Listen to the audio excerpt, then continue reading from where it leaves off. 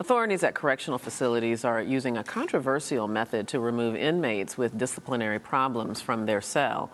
Arise News contributor Akhtar Khan joins us with that story. Akhtar? Well, it looks like the correct word is cell extraction. And it's been if you like, a method that's been employed by correctional facilities since the 1980s, effectively. But has been effectively made more official in the 90s. But, correctional facilities have now been using that as a way of controlling and subduing prisoners. And what that means effectively is that violent and aggressive prisoners are subdued by 4 officers who go in, subdue the prisoner inside the cell, and then bring them in. And of course, lay down face first, Ken. This is what many say is an all too familiar sight and sound for some violent inmates at correctional facilities. Here, prison guards are carrying out what is called a cell extraction. Prison officers forcibly remove a prisoner from a cell armed with tasers, pepper spray and stun shields. It's a practice that's been codified since 1993 and first used in Pima, Arizona. Since then, it's become widespread in many correctional facilities up and down the country. Though images and videos like this may seem inhumane, correctional facilities justify such methods. They say it prevents injury to the inmates and officers.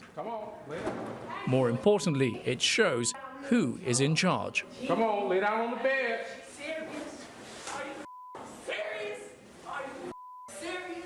This is something that happens all the time here, and at the heart of it is we're not a mental health facility. These people should not be here. The Department of Justice says 64% of inmates have mental illness. But since the sharp reduction in public psychiatric hospital beds over the past few decades, there has been a correspondingly massive increase in severely mentally ill persons in jails and in prisons. I think that medication is the stabilizer for most mentally ill people.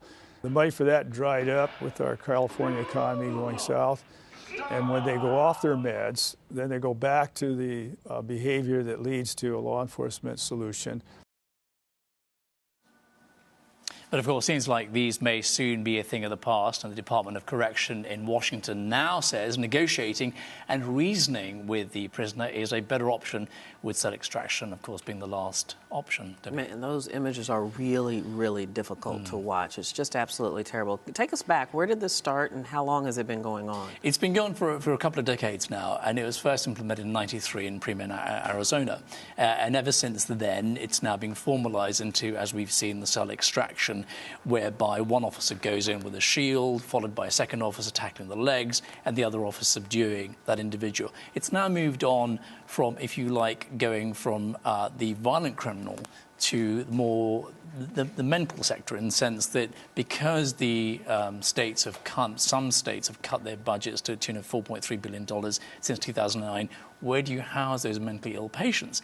It's now over to the prisons. And as you heard in that report, some of those prison officers are not very happy because they've had to deal with a 40% increase since then of the prison inmates. Yeah, that number is just absolutely astounding, 64% of them. So they shouldn't even be there in the first place. So let me ask you this. What is the realistic possibility of an inmate dying during one of these cell extractions? Well, there have been many cases in which inmates have died through asphyxiation, through seizures, etc. And these officers, although they go through a series of training, they should identify those problems. And in one case where the correctional facility has been sued by the family, the gentleman was put on the floor for 4 hours and he was going through a seizure. The officers couldn't identify that. And although later medical assistance was provided to the inmate, he died. So, do we say better training needs to be implemented for these officers? Where do we draw the line in terms of what a reasonable person should do in terms of intervention? Nebraska, for example, has taken a different approach. They've followed the line, of course, the Department of Justice suggested, tried the more rational approach, negotiate with the prisoners, with the inmates, and Nebraska have implemented that. And since 2008 to 2013, the number of cell extractions have dropped from 232 to 98. So it's working there. Yeah, well, that seems to make sense to me. You know, and we can't forget there's a really tricky line here for these prison guards, wardens, that literally put their lives on the line with dealing with sometimes very violent criminals here. So there really is, you know, a very fine line to walk here. Yeah, and that's what some of the officials have said. I mean, there are some correctional facilities who want to treat these people, quote unquote, as animals because they are animals. Others would rather take, as I said, Nebraska, a different approach. And the idea is 3 strikes. In other words, we negotiate with the inmates 3 times. If they don't comply, then it's time to get the extraction team in there and subdue the prisoner. So yes, you're right. There have been instances where patients with HIV, for example, have spat on officers, where inmates have concealed weapons and they've, you know, cut officers and that sort of thing. And that's why they wear very heavy protection and very heavy armour. And as you've seen in some of the scenes that you've seen are quite horrific. And whilst I was doing my research for this piece, there are some other scenes that are too graphic for us to show that would just highlight the point you've just made. Yeah, it really is awful to look at, but a very nuanced subject that is just intriguing. Akhtar Khan, thank you so much. Appreciate it.